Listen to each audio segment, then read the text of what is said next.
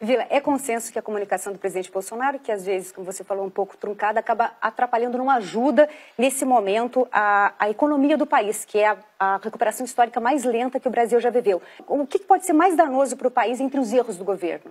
Olha, você tocou na questão da recuperação ser a mais longa, né? Eu estava lendo o texto do professor Afonso Celso Pastore, justamente que mostrava a questão da curva, como essa é a mais longa. Provavelmente é a recuperação mais lenta da história republicana. É bom lembrar, se o crescimento econômico continuar da forma como está e o crescimento demográfico é muito baixo, vale destacar, a renda per capita vai dobrar em 233 anos. Ou seja, mais que 2 séculos. Isso é inacreditável. Claro que o mercado, que nunca me apresentaram, eu sempre digo quem é o mercado, alto, baixo, gordo, magro, qual é a sua idade.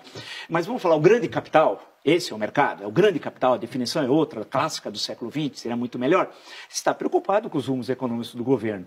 Há essa ideia de que tudo passa pela reforma da Previdência. É mentira, é mentira. A reforma da Previdência é importante? Há um problema sério de contas públicas? Tem de discutir reformas? Tem de discutir seriamente. Por exemplo, falar, mas não prejudica os pobres. Mentira.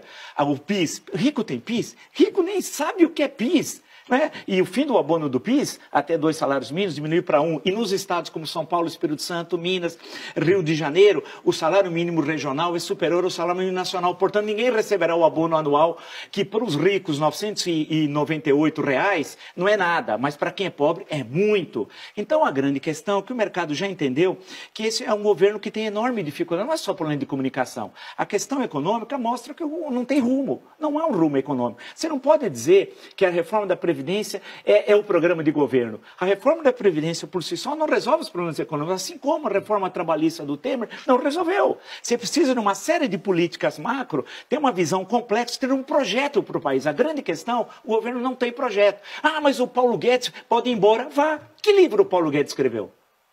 Eu queria saber que alguém mostrasse um livro que ele escreveu. Que economista é esse que não tem livro? Não tem ensaio? Que grande contribuição no debate político dos últimos 30 anos ele deu?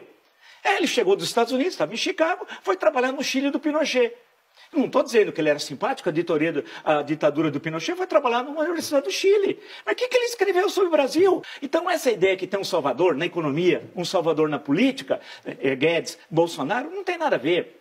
O sebastianismo tem de desaparecer da vida política. Sebastianismo e salvadores não combinam com democracia. Então, a grande questão não é só o problema de comunicação, esse é uma falsa questão que foi levantada. O governo não tem programa. Essa que é a grande questão. É um amontoado de ministérios reunidos, sem conexão entre si. O presidente é despreparado, né? Não conhece o Brasil. Tem alguns boas pessoas nos seus ministérios. O Sérgio Moro é uma pessoa muito eficaz. O Paulo Guedes conhece alguma coisa de mercado financeiro, tem uma equipe boa, o Mansueto Almeida, por exemplo, é um cara muito bom, tem a presença dos militares na infraestrutura, que está funcionando muito bem. Agora, tem uma tríade pavorosa. Os filhos são um horror, o partido é devastador, e aqueles ministros que são pré-históricos, né? O das relações exteriores, o senhor, que é um desastre, ele está à direita de Gengis Khan, né? É uma coisa assim pavorosa. O ministro da Educação, Weintraub, né? O outro sujeito horroroso. A Damares, nem precisa falar da Damares,